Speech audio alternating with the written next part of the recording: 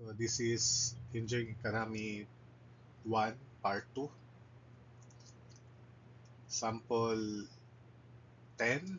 An investment of 1,800,000 pesos yields 750,000 at the end of the third year, 1,050 1,050,000 pesos at the end of the sixth year, and 1,360,000 pesos at the end of the 10th year. What is the rate of return on the investment? So the rate of return is also the I.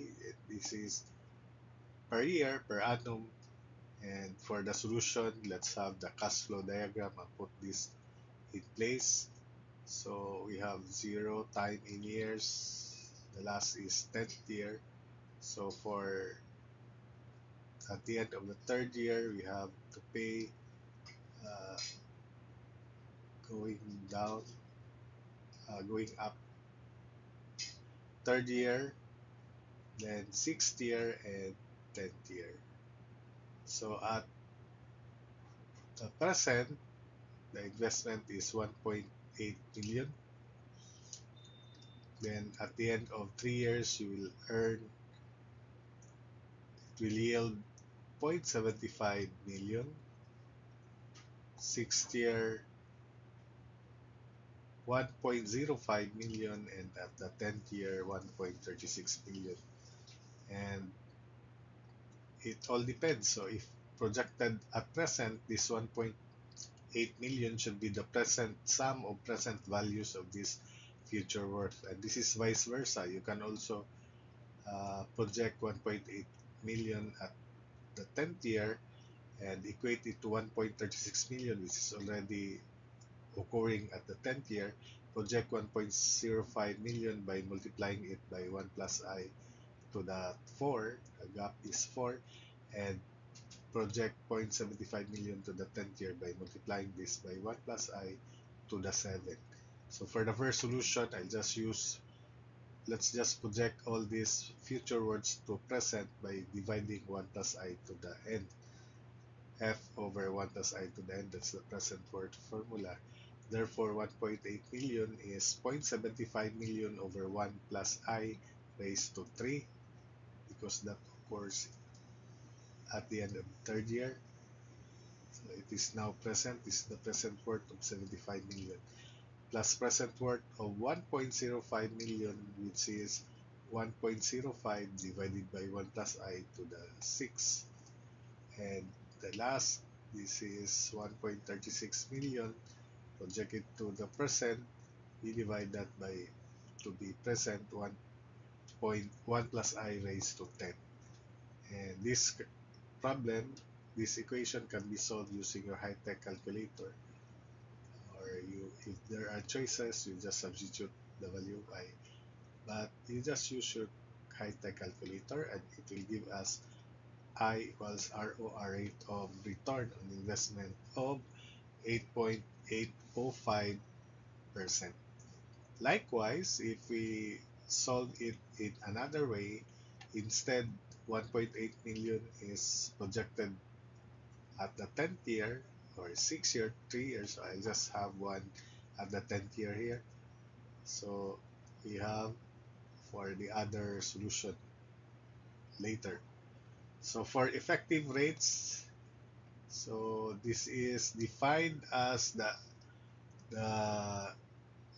effective rate of an investment, defined as the interest earned in 1 year divided by the principal during that year.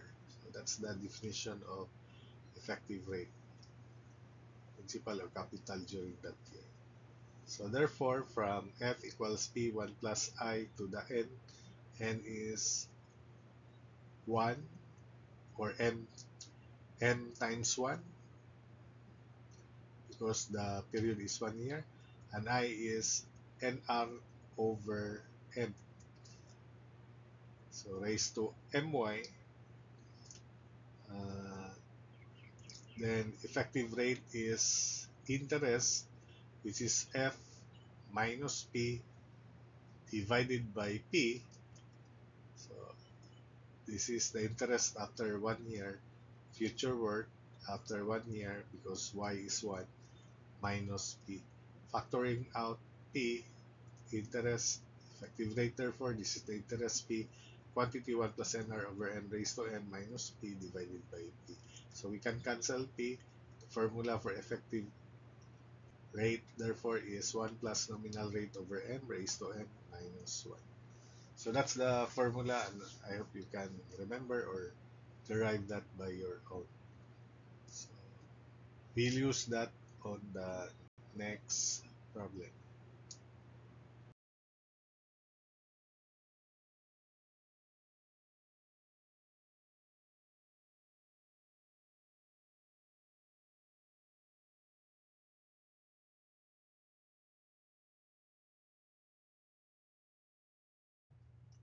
So for the effective rate for continuous compounding, uh, remember that the formula for future worth is Perry. F equals Perry. Effective rate therefore is, uh, this is the formula as before. We just replace NR by R. Then because m approaches infinity, the limit of 1 plus r to the m raised to n is e to the r. So therefore, we just replace this by e to the r. So effective rate formula for continuous compounding case is e to the r minus 1. So call that equation 6-6.1. So example, an investment of 3 million pesos earns interest of 9% compounded continuously. What is the effective rate of interest? So substitute into that formula e to the r minus 1, e to the 0.09 minus 1 is equal to, so this is just dummy givens so that it will test your understanding of the principle. So there's no use of this value. It is just for making the students, takers, to be confused. But if you master the principle, there's nothing to confuse with that. So e to the 0.09 minus 1 is in percent. It is equal to 9.417%. For example 12, which of the following has the highest effective rate? How about the lowest effective rate? So, formula, remember, effective rate equals 1 plus, it is 1 plus nominal rate over m raised to m minus 1. Can recall 1 plus nr over m raised to n minus 1. So for letter A, we have 15% compounded annually. So it is just 15% also. 1 plus 0.15 over 1 raised to 1 minus 1, that's 15%. Then for part B, 14.75% compounded semi-annually. So M is 2. So substitute ERB is 1 plus 0.1475 over 2 quantity square minus 1. Expressing in percent, ERP equals 15.26%. Then for part C, 14.25% compounded quarterly, M is 4. So I is NR 14.25 over 4 raised to 4 minus 1. And that is equal to 15.03%. Then lastly, for part D, 14% compounded monthly, N is 12. So ERD is 1 plus 0.14 over 12 raised to 4 raised to 12 minus 1. Expressing the answer in percent, it is 14.93%. Then to answer which one has the highest effective rate, the answer is this, E 14.75% compounded semi-annually. That's the highest. 15.20 at 15.26%.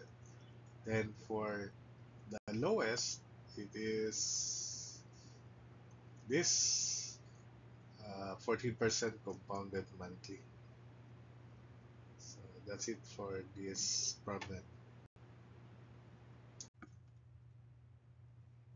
So for equivalent rates, we have this principle. Two rates are equivalent if they have the same effective rate. So no matter what the transaction will be, the case, compounded case, then the rates are equivalent. They will have the same future worth as a result, the same value. So this is the principle. Two rates are said to be equivalent if their effective rates are equal. So that is ER1 equals ER2, and it is equal to 1 plus NR1 over M1 raised to N1 minus 1 equals 1 plus NR2 over M2 raised to M2 minus 1. And if we cancel out minus 1, then it reduces to simply 1 plus NR1 over M1 raised to M1 equals 1 plus NR2 over M2 raised to M2. So it reduces to that, but I want you to memorize formula for effective rates. Then just memorize this principle. There's no need to memorize this formula. Call that equation EE-7. Then for an application of that, example 13, what rate in percent compounded monthly is equivalent to 18% compounded semi-annually. So ER monthly equals ER semi-annually. That's the case. So substitute into this formula 1 plus NR over 12 for monthly case raised to 12 minus 1 equals 1 plus 0.18 over 2. 18% compounded semi-annually raised to 2 minus 1. Cancel minus 1 and solve for NR expressed in percent. Then NR equals 17.36% compounded monthly. So lastly, for this part uh, on effective rates,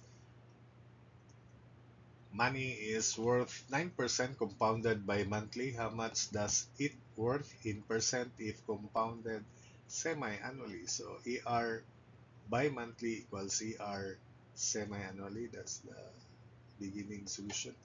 So substitute 1 plus 0.09 over 6 raised to 6 minus 1 equals 1 plus NR over 2 raised to 2 minus 1.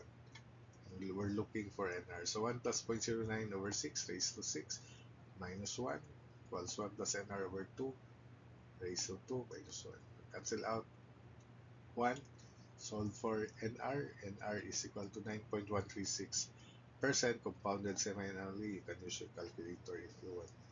Then for example 15, a nominal annual rate of interest of 6% compounded continuously is equivalent to an effective annual interest rate of what? So effective annual interest. So ER is equal to 6.184% and it is equated to e to the 0.06 minus 1. So E sub r equals e to the r minus 1. ER equals e to the 0.06 minus 1, and that is equal to 6.184%. Then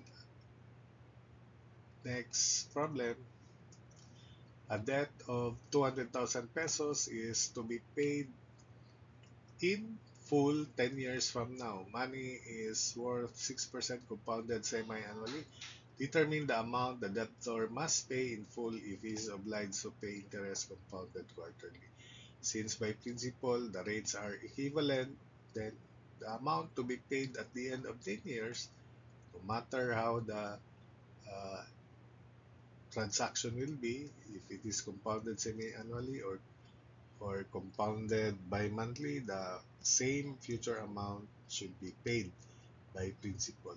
So the other part is just confusion, so that you will be uh, tested by the principle of Ejeng Inganami. So you just solve directly the problem. F equals P1 plus I to the n. So let's have this case. P is 200,000, then compounded 6% semi-annually. So 0.06 divided by 2 raised to 2 times 10. So F equals P1 plus I to the n, 200,000, 1 plus 0.06 over 2 raised to 20. And that's 361.25 pesos. 361,222.25 pesos. If we compute the nominal rate of interest for this case, if it is compounded quarterly, then by equivalent rates formula, 1 plus I 0.06 over 2 raised to 2 minus 1, don't mind the minus 1, equals 1 plus NR over 4 raised to 4 minus 1. Cancel out minus 1 and solve for the nominal rate over 4. This NR over 4 here, that's the I. It is equal to 0.014888915. Then substitute into the formula, F equals P1 plus NR over M raised to My minus 1. So M is 4 times 10, so 40. So that's why we have 200,000 quantity 1 plus 0.014888915, or even up to 0.0148889 only, and raised to 40. Power is 40. And the answer is the same, 361,222.25. So that's it for this video. This is the other solution to make it clear from here. 200,000 quantity 1 plus 0.0148889 raised to 10 times or 4 times 10 or 40. You'll get 361,222.25 pesos. So that's it for this video.